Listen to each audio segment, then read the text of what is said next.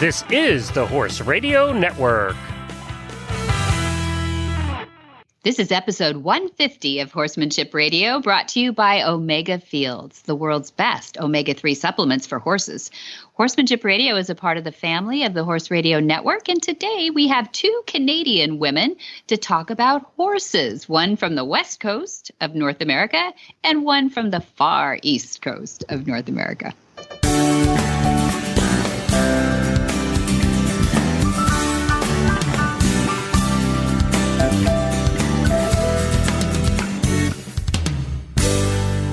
This is Debbie Laux, and you're listening to the Horsemanship Radio. Thanks for joining us. Horsemanship Radio airs on the 1st and the 15th of the month. And of course, I have my producer, Jen, with me today. I choose to always have Jen with me today. It's lovely to be here today for the All Canada show, eh? Yeah, yeah, exactly. These girls are devoted to horses. I think this is going to be a really fun show. It was an accident, I have to admit to it, that I didn't know that the two Canadians were going to be in the same show, but it just worked out as a numbers thing. And it's kind of cool, actually, because it's winter. This is airing, actually, posting on January 1, and it's very cold up there. So I guess this is our winter episode. It's our winter episode. This is going to be a fun couple of guests. We've got one gal who is protecting the welfare of some wild or feral horses, depending on how you define wild or feral, sure, and helping them survive and maintain their place in their culture up in Canada. And then we have our other guest who is helping protect the welfare and well-being of our domesticated horses, particularly their hooves. And they're both so passionate and so articulate about it. And I really enjoyed their conversation. So we're not going to waste any time. And we're going to jump right in with our first guest right after we hear from our title sponsor today. That's Omega Fields.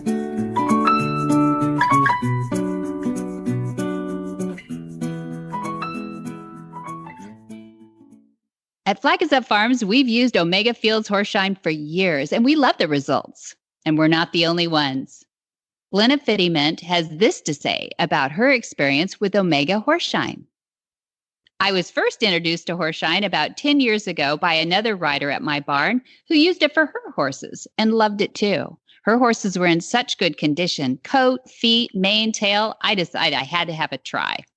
I started my horse on it and haven't looked back since. Horseshine is such a great all-around supplement and helps with more than just shine. Although it makes the horses so shiny, it's so palatable, and I find the horses eat it readily and they lick their bowls clean. I've always kept my horses on it since I was first introduced. They always look so good, and I always have people comment on how shiny they are. We'll always be happy members of the Horseshine family.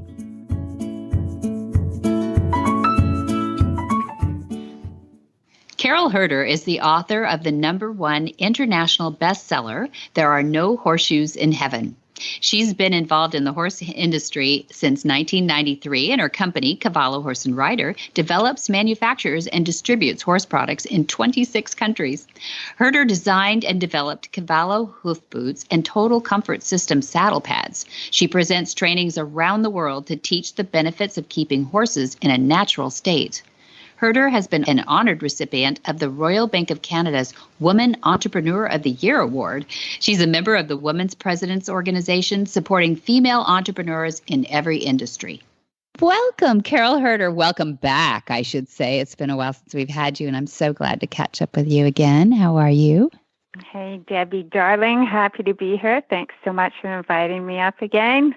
I'm so glad we could squeeze a few minutes in to talk with you. I know you're just off the Equine Affair in Massachusetts, Burr. That was just earlier this month of November, and I know you keep busy and your focus is educating people, but did you get some Christmas shopping in at Equine Affair in Massachusetts too? Actually, I didn't do too bad, some hoof rasps and knives, and my trimmers are getting knives. That's good. Encourage those guys. That's good. I love Equine Fair, Massachusetts for the shopping. It is fun for that too. And so many things to learn. I love that. So I mean, I cannot believe since 1993, young lady, you've been writing and doing videos and blogging and answering emails. I know that personally. And always encouraging owners to do right by their horse.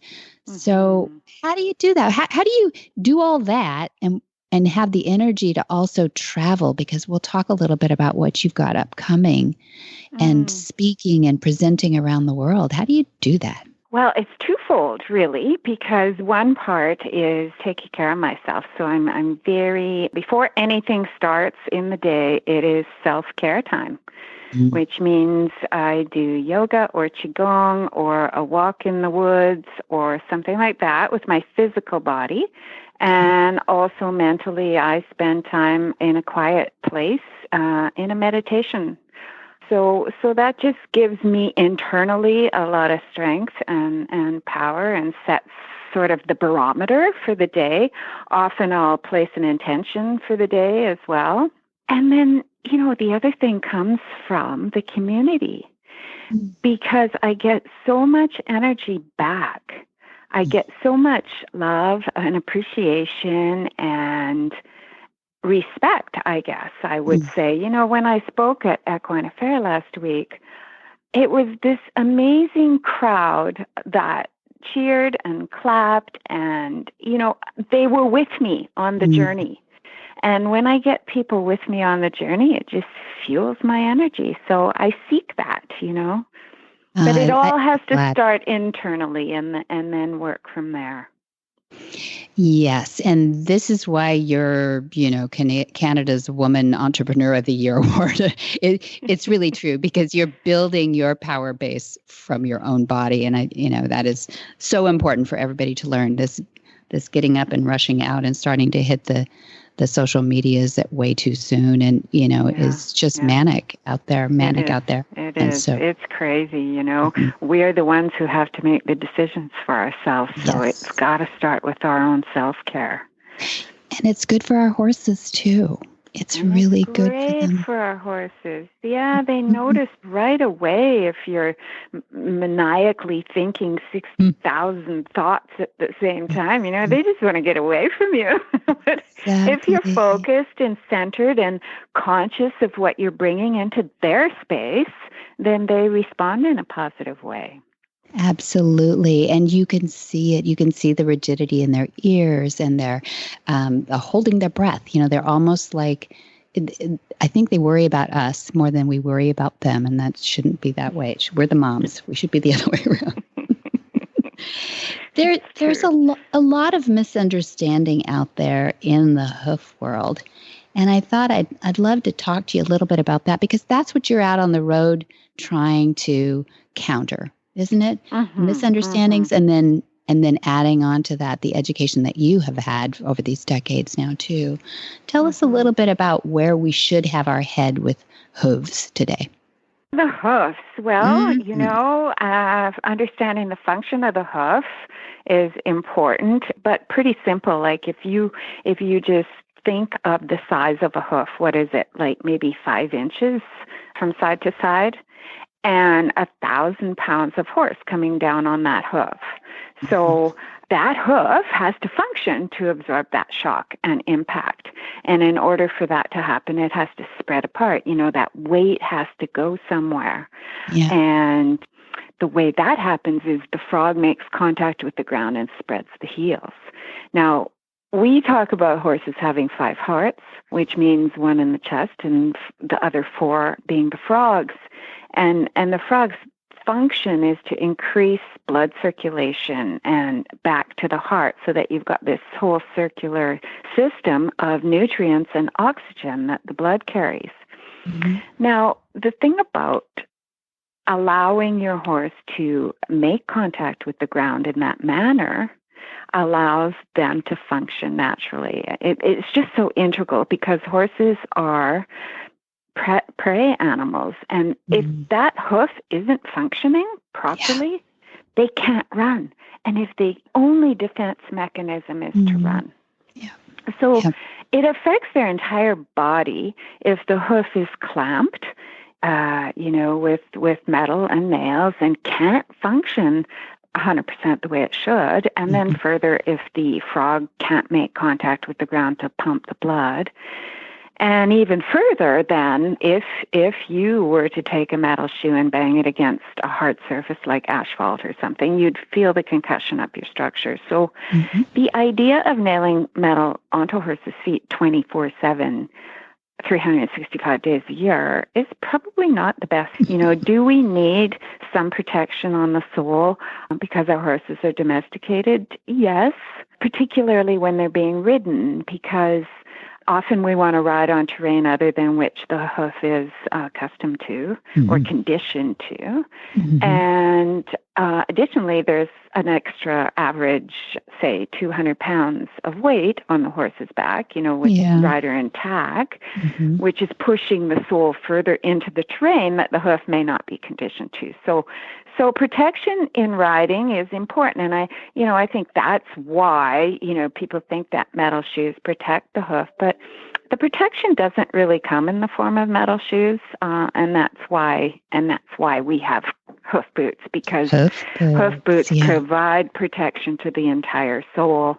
They still allow the expansion and contraction. They still allow the blood to circulate and the hoof to absorb shock the way it's meant to. Now, one thing that is happening in the equine world, which I'm kind of sorry to say, but there's these camps, of barefoot and shod. And, it's unfortunate because, they're kind of saying, oh, we should be barefoot. And then, farriers are saying we should be shod. And, nobody sets out to do it wrong. We're all learning and we're all trying to do the right thing. So, of course, I think we should all be more together in our efforts to end up with a healthy hoof functioning the way it should. Yeah, good for you. Being fair to the horse, whatever their job. I know you come in all the circles that we do, which is from the most amateur rider who just enjoys their horse being healthier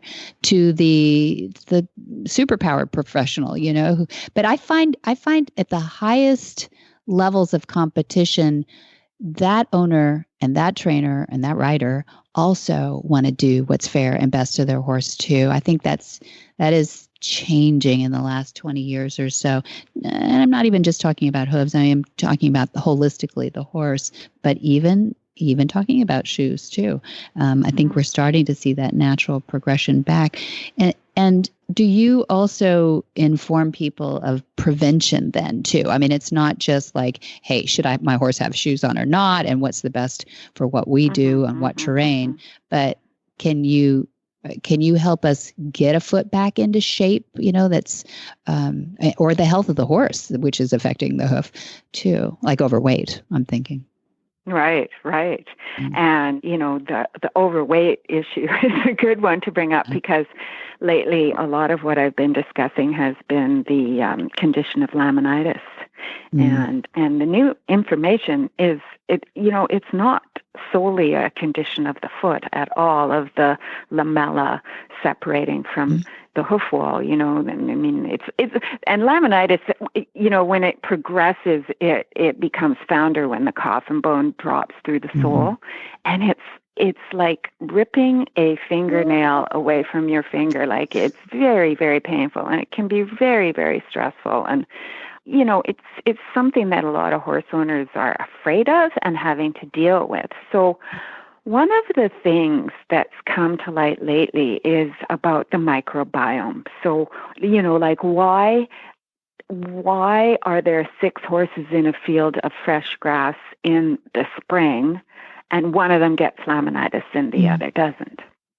So it's a combination of things, and the microbiome is part of it. That's very important, because everything that the horse ingests or experiences, like wormers, medications, even a birthing experience or any kind of stress, can affect the microbiome.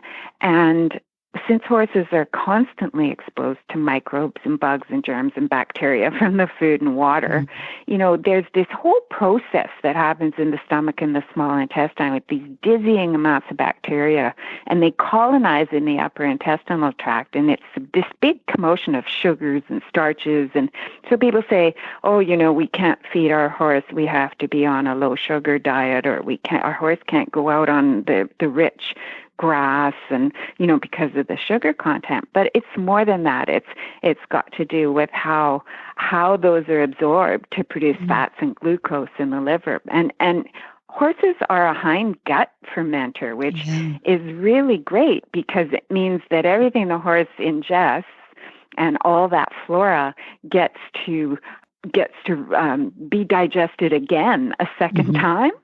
Yeah. So, it's a perfect system, really, and we should understand it and not mess with it. One of my best examples is Brumbies. So they're wild horses or Mustangs, but they're in the continent of Australia, and Australia is about the same geographical size as the USA, and there's 1.3 million Brumbies in the outback. In the USA, what do they say? Like something between 25 and 35,000. Yeah, so upwards of 50, but way less than that. Yeah. Yeah. Okay. So 1.3 million wild Brumbies. That's crazy. And the outback is a stark, aggressive place. Like they just masticate on twigs and shrubs, and they're like scavengers. Yeah. But not only are they surviving, they're thriving. Yeah. So horses shouldn't necessarily be fed all this rich food that we're giving them. Yeah. And all these supplements, to try to mask the problems of not providing them a natural environment. Not really rich. Like, alfalfa, for example, is meant to grow a cow really big, really fast. And it's not really a horse feed. So, feed is a big consideration, supporting the entire system with, in a wild horse environment, he'd be moving around on really aggressive terrain, he'd be trimming his feet. Yes. So, allowing your horse some movement, which is hard. If you have 6 horses or something on 5 acres, maybe you don't have a lot of room to move. And horses are meant to move. So there's a thing called paddock paradise where I love that. Yeah. I know. Do you know about it, Debbie? I do. Jamie Jackson actually had a place just about 20, 30 minutes from our house. And he's moved now. I've forgotten where he's gone now, but I still find him online, of course. And I tell people about that a lot. Tell me what you love about Jamie's system called Paddock Paradise. Well, this paddock paradise is just so simple. All you do is string a line inside your current fence. And when horses are standing in a big field, they just stand there. But when you provide a corridor for them to go along, so you string this line inside your fence line, and you provide a corridor like maybe 4 to 6 feet in width, and they move along it. If they have somewhere to go, they'll move. Yeah, he hangs up the hay nets around this corridor too, so that you can do that. Different places, and you can make in another compensation for domesticity. So you've got the trimming. You have to get a good trimmer. Yeah. Absolutely. And you have to feed appropriately, and you have to encourage movement, and you have to hydrate. Our domestic horses are often fed water in buckets, and in a natural environment, they'd be in a watering hole or a lake or a river or whatever, hydrating internally and also hydrating their hoofs, which creates the elasticity for that hoof expansion and contraction. So you might make a watering hole somewhere near the feed, or, a puddle or something where they have to stand if they want to eat, Yeah, to get that hydration. Yeah, we're not talking about, the Pantanal here where we're soaking their feet 24/7 or anything. But yeah, absolutely. Hydration from outside and inside is ideal. I love those sand pits where you can get get them to do some rolling around so they really get their whole body stretched out. And I mean, I think what you're saying is there are ways to prevent us, even in this unnatural setting, which we put horses in because we love them and we want to be around them. And don't take that away, because if we do that, we condemn a lot of horses to death. We really need to figure out ways to keep our horses around. And I think Paddock Paradise is one of those.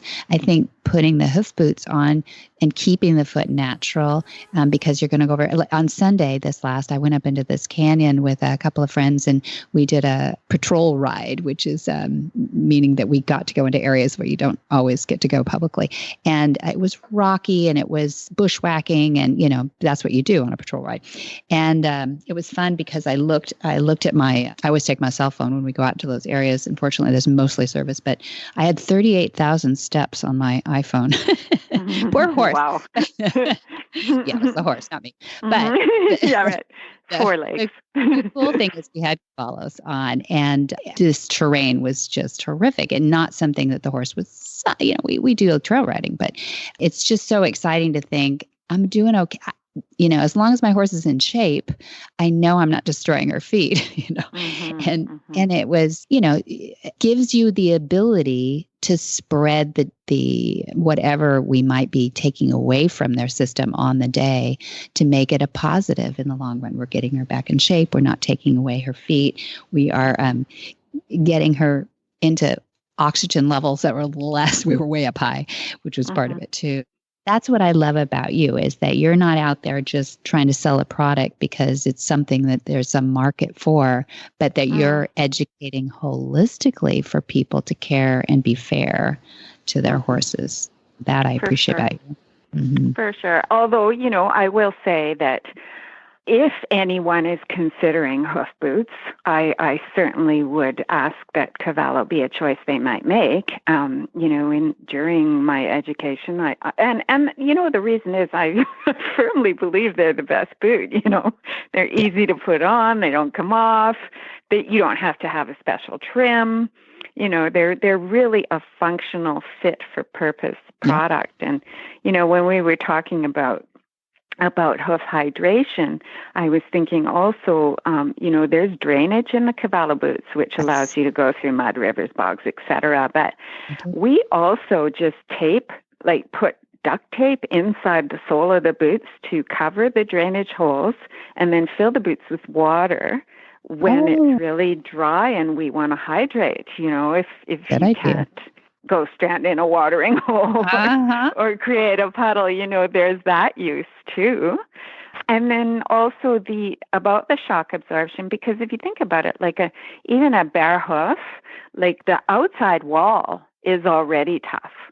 So it's not the outside wall that's horny hoof tissue, but it's the sole that needs protection. So you really want to protect the whole thing. Yeah. And absolutely. so, for a laminitic attack or something like that, we offer a variety of insoles and pads that you can put in. Like when it first happens, you have to take immediate action and do some cooling therapy. And again, the boots are great for that, because you can put the boots on, put a nice soft insole in, and then just do some water therapy when you're waiting for the vet to arrive, And then you can move up to a harder insole so that you have the counter effect of a hard surface for that expansion and contraction.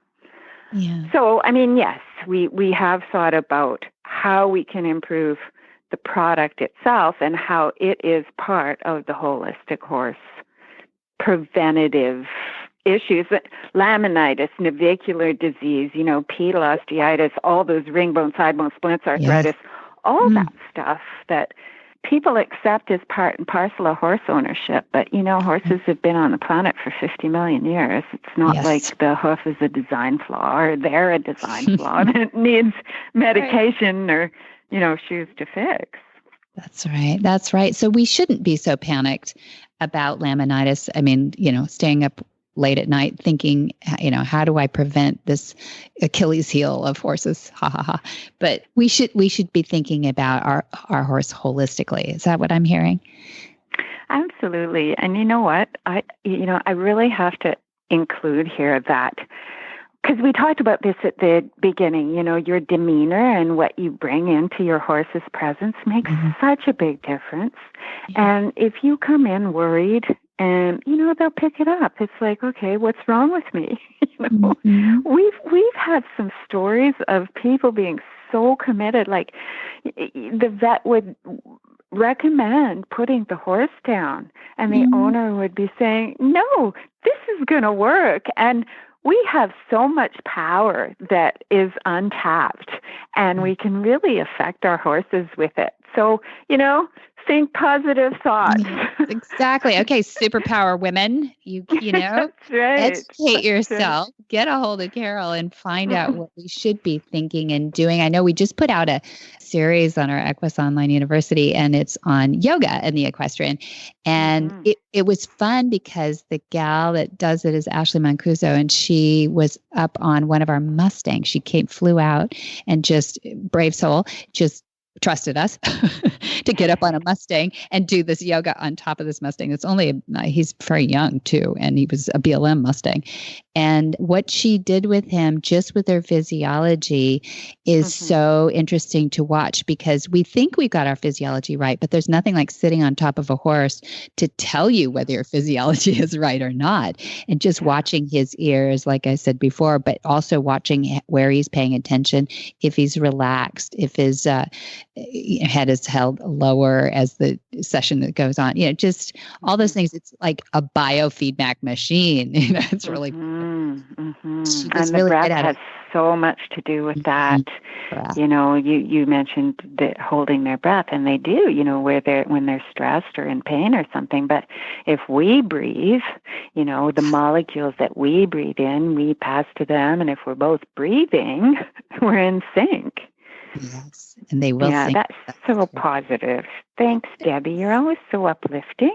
Oh, Carole, it's fun to have you on, and I love what you're doing out there, and I just want to encourage you to keep on doing it as long as you have energy in your body. And it sounds like you're going to be like my parents. They're like everybody bunnies. They just never. There's such a passion. They don't slow down much, and you and Greg are in that same category for me.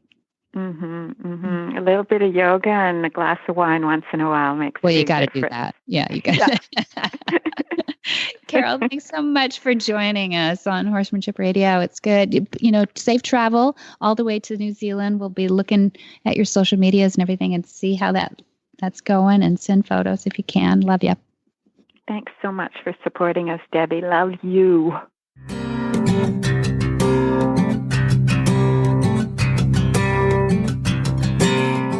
Cavallo Horse and Rider offers a wide range of innovative products that provide comfort, protection, support, and value for you and your horse. Cavallo's easy-to-use, economical, and effective hoof boots are available in 3 styles and 6 sizes to fit your horse's hooves and your riding style. Cavallo's got your back, too, with their Total Comfort System saddle pads for English, Western, and Tucker saddles. Look for Cavallo's simple, sport, and trek hoof boots and saddle pads at your local tack store, or you can visit them online at cavallo-inc.com.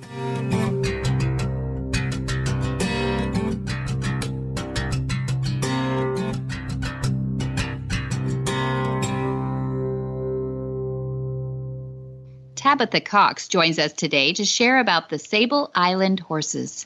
Sable Island means literally island of sand, and it's a small Canadian island situated about 300 kilometers, about 190 miles, southeast of Halifax, Nova Scotia.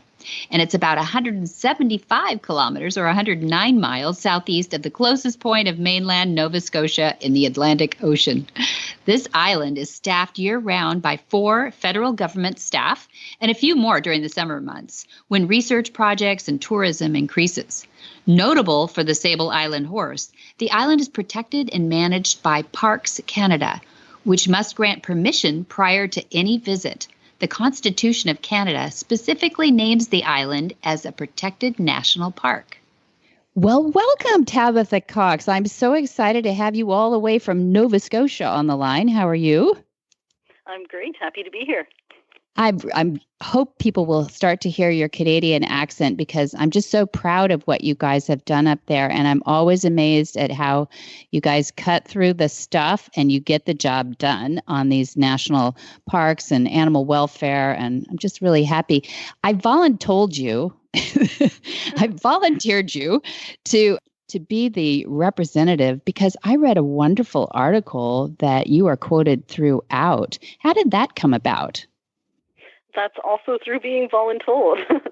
I'm a bit of the one of the few people at the park, I guess, who's comfortable talking on the media. I've had some media training, so generally when something happens and the radio station or TV is calling, they are just praying that I'm around and available so I can jump right in.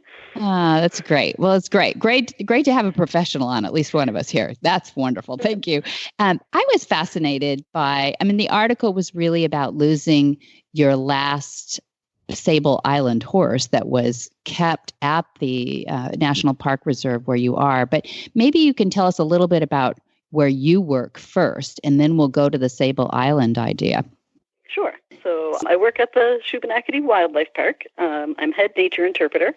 The nature interpreters are there to teach the classes that come, the 4-H groups, the Girl Guides, the Boy Scouts. Any group at all can book like an education program with us to learn more about the animals. One of the more popular things we do is night tours because the animals are more active at night. So we go around with flashlights and check them out then. And then we also do the special events and the media stuff. So it's pretty fun. Definitely more public facing than the direct animal care, but they're certainly the only reason we're there. So they're a big part.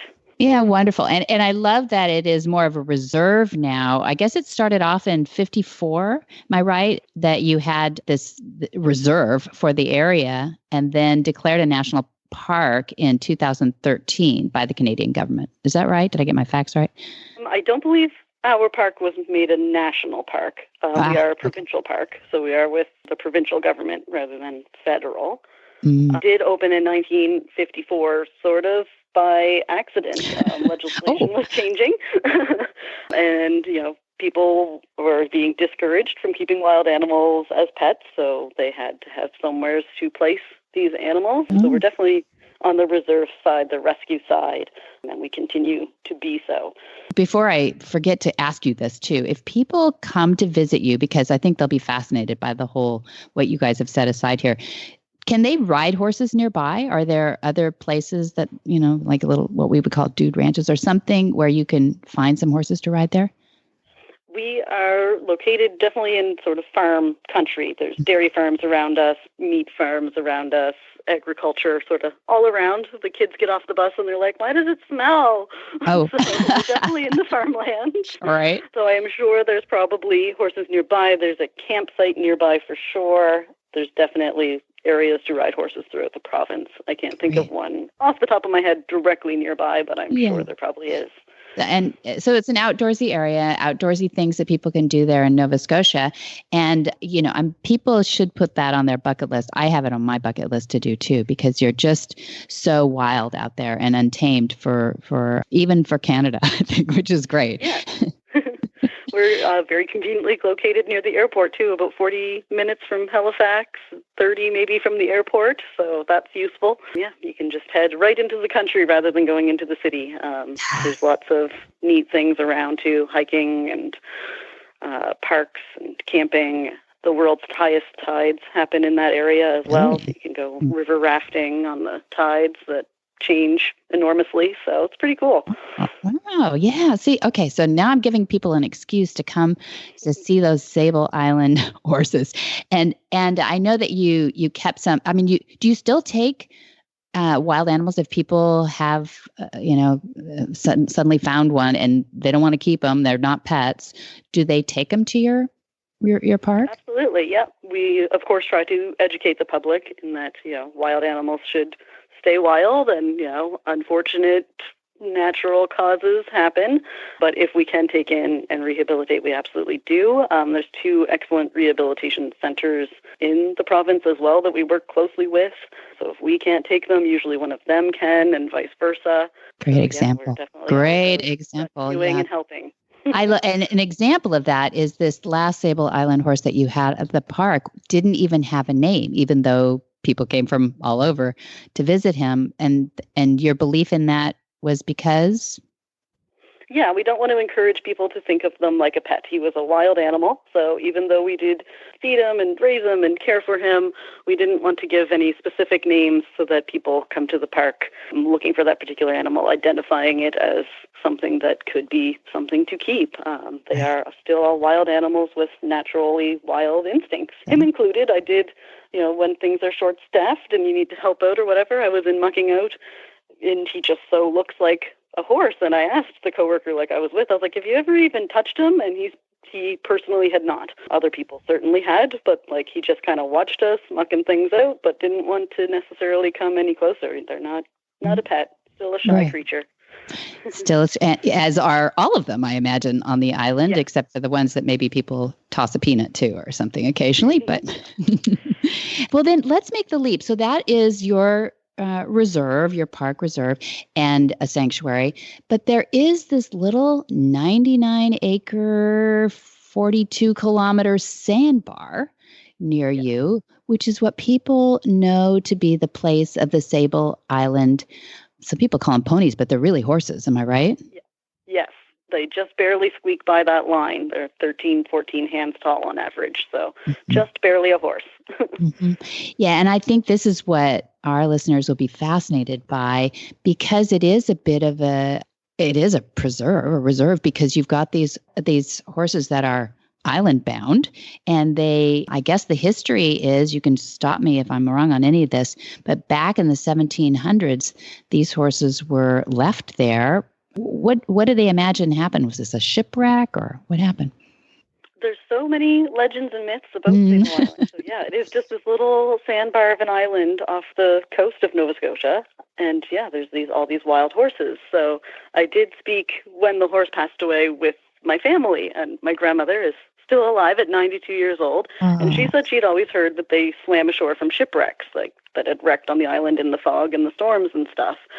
And my parents were more I think it was people trying to cover up what really happened. The Acadians were deported. It was a tricky situation now that we look back on in shame that we did that to those poor people. So we probably took, their horses, maybe even had to hide them somewhere to get away with what we were doing to the persecution of the Acadians. So whether or not that is true is also up for debate, because I just don't think it was properly documented or written down. So gotcha. The record definitely shows that there were horses there starting in the 1700s, and that they are descended from Acadian type of horses, which is like an Iberian horse, is what I read about.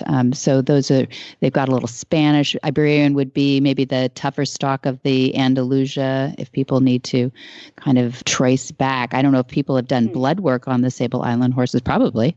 They certainly have. And then once they were a little later and saved and protected, I did introduce some Arabian onto the island to help with the genetics of the horses out there, so they weren't so inbred, adding in some new genes that way. So they have traced their bloodlines to those sort of two types of horses. Gotcha. Yeah, they're beautiful. I mean, they're funny looking in that they have a big head and little short legs, but I imagine that's from generations now. I mean, the 1755, 1764, I heard some of these dates out there. They bred for generations now to survive. Nova Scotia winds, rains. I can't even imagine how tough they are. And they adapt to eating that as a funny grass out there, a marram grass on the islands, that's supposed to be very sharp on the edges. So anyone who's been to, the sand dunes and walked through and got cuts on their legs from dune grass, that's basically what they're eating. So their lips and cheeks and things are definitely made of tougher stuff. They've hardened up. Yeah. And amazing what, evolution does, this evolving way to survive. And then they also, they grow an enormous coat on them, of course. And that must just stay year round. Is that right? I believe it does. Ours at the park, his would kind of come and go. It definitely got thicker in the winter, but I believe out on the island, it generally stays cooler even in the summer. So I'm thinking that there's probably stays a bit more normal, but his would definitely even kind of get a little bit curly almost because it was just so long in the winter. But yeah, people would definitely look at him and be like, what's with that horse, when they didn't realize they were looking at a particular unique type of horse. Yeah. And then one of the other survival things that they've been able to do is that grass grows in sand. And anybody knows, anybody who's been on the loams of northern Germany, where there was, those plains, those alluvial plains are very sandy, and horses and sand don't go very well together. But if they're pulling this grass up, they've got a lot of sand in their systems, and it wears down their teeth, and all these things work against them, right? The Museum of Natural History in Halifax has a beautiful, just recently updated permanent display about the Sable Island horses, and they have one of the skulls there that shows how ground down the teeth get from all of the sand. And that's partly why it's so great that they did stay small, or probably why they stayed small, is they are probably not getting a ton of nutrients. There's a lot of sand in their stomachs for sure. And it's just not a very nutritious grass to begin with, I wouldn't imagine. And then all the salt, too. Salt is so drying. I remember seeing at that display as well about how even the water can be kind of brackish depending on how much the waves have come into the small little freshwater ponds. And one part of the island doesn't really have any freshwater areas, and the horses kind of dig these wells into the sand to drink from. So they're definitely getting sand and salt in their water, too. Right. What an adaptation. And then there, and then there's, I guess, some sort of kelp that they supplement their diet with too. So it's not just, so that's got to be salty, and that's washing ashore. So it's free choice, but there probably ain't that much choice. I don't know. No. It's just amazing. So one of the fascinating things that I know in our circles, we talk about antibiotics for horses. We talk about dewormers for horses. And here are these horses that have survived hundreds of years now. And there's what's the herd like on this 99-acre long strip of a sandbar? Well, it fluctuates year to year with, overgrazing or harsh winters or whatnot, but it can be anywhere from 200 to 500 horses on that tiny strip of island. That is amazing. Amazing. So obviously nobody's going out there and worming them. Or giving them antibiotics, or is there any invasiveness from humans at all other than just observation? When the Prime Minister protected the horses, it was actually in the Shipping Act, because that's what Sable Island was part of, was run by the coastal areas. So it was part of the Shipping Act that you could not disturb the horses in any way. And then when it was recently made a federal park, that rule still stands. And if you go on the federal park page, it says, do not disturb these horses. You're not allowed to go near them, feed them, touch them, anything. So that would certainly include any medical care as well. Yeah. They try to let them just be wild, natural creatures. Yeah, which I love, so that we can observe their behaviors. To the romance. Yes, exactly. Just a whole island of wild, free, happy horses. It's beautiful to think about. I would think even more isolated in some ways than Mustangs, and you don't have to answer that. But Mustangs in the deserts often mix in sometimes with some housing areas, and there can be a few carrots tossed out every once in a while, and it's just amazing that there is this completely untouched ecosphere that they're in. One of the things was fascinating is how much the parasites are in their intestines and stomach, and they're living. And it sounds gross, but I was reading that here's a 14-hand, 13-hand horse, and an average fecal count in a domestic horse is maybe 500 eggs per gram, something like that. And these are carrying around not only all that sand, but maybe up to 1,500 eggs per gram. Is that right? I read that in that study too. Yeah, it was a lot, 3 times as much in a little horse. Yeah, which means they can survive on that, and we are losing that battle with resistance. We've got resistance going on to treatments of parasites, and there's this. Some people say we it's like antibiotics for people or antibiotics for animals too. That we have a growing resistance in that, and what are we going to do about that if we're doing that? Maybe for horses that are not under a high performance environment, maybe they can do with a little bit more parasites than we think. I don't know. Yeah. certainly an interesting question, and I believe that's why these biologists do go out to study them. There's been a few different studies that all seem to be on how are they still surviving with inbreeding, with these illnesses, and then also there is a small portion of people who also think they shouldn't be out there at all, that they are technically an invasive species. They were introduced to a very delicate island ecosystem that should not be there. So there is always that back and forth. But then what is natural? How long does it take to be considered natural? Exactly. So it's always a very big debate. I love it. Well, I mean, I love it when horses are in the news because, it brings more awareness of their unique attributes, whether people consider them a pet or a recreational, tool, or whether they just love horses in general and want to see them natural. I would say I always make a joke that with the Mustangs, if you take a rocket scientist, brilliant guy, gal, and put them out in the middle of the Nevada desert, and you take a Mustang out there, my money is always on the Mustang surviving. Right? Absolutely. And I would definitely say that photographers are, second to the biologists out there. There's definitely lots of biologists, but there's photo books in our gift shop that are just beautiful photos of the horses out there that these photographers get to capture while they're out visiting. So any quick Google search can find you beautiful photos of Sable Island horses. Well, I think they should go there and see those beautiful horses in Sable Island. And I hope to come visit you, Tabitha Cox, and see where do people find out more? Is there a website about Shubenacadie, your park? Yep. The Shubenacadie Wildlife Park is just wildlifepark.novascotia.ca. Perfect. And our name is a tongue twister. It is. I like Shuby a lot better. Is there a phone number where people can reach the park itself too for more information? Yes, 902-758-2040. Okay, and we'll put it in the show notes too so people can find you. But thank you so much, Tabitha Cox. This is fascinating to me, and it's just fascinating that there are still pockets like this, and I'm so glad that you and all your colleagues are working so hard to keep people informed. I appreciate you. Yeah, it's definitely a fun and rewarding job. Good job. Whisper the language of the herd. Listen, you don't have to say a word. It's time for Jamie Jennings to fetch an email from Monty Roberts' inbox and share a morsel of Monty's wisdom in a little segment we like to call Ask Monty. Leave this world a better place than mine.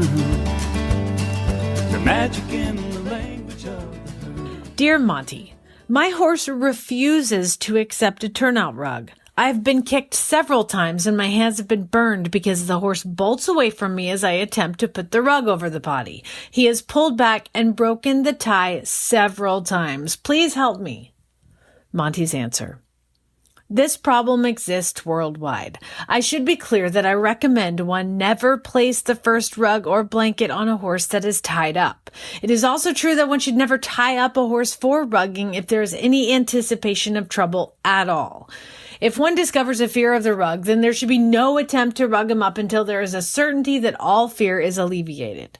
Carry out all the procedures that I recommend for the spooky horse, including join up, training to the dually halter, plastic bags on a stick, and even a large tarpaulin.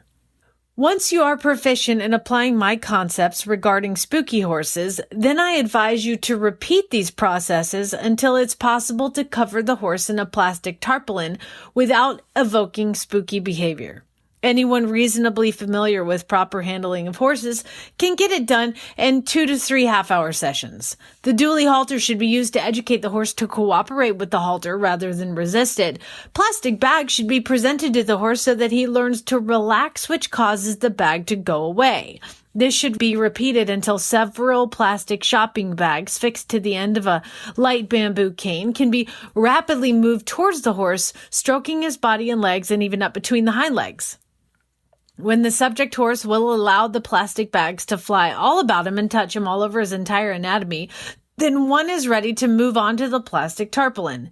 It can be rubbed over the horse at first and even spread out on the ground to walk over. The dually halter will greatly assist with cooperation during this process.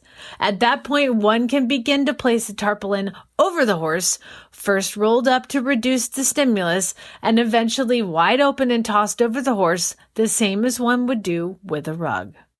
For more of these insights into good horsemanship, go to MontyRoberts.com and click on the words Ask Monty at the bottom of the page. Hi, I'm Monty Roberts, and I'm dedicated to training horses without pain. You can learn to do it too on my Equus Online University. Western, English, the beginner, or the advanced rider. It doesn't matter.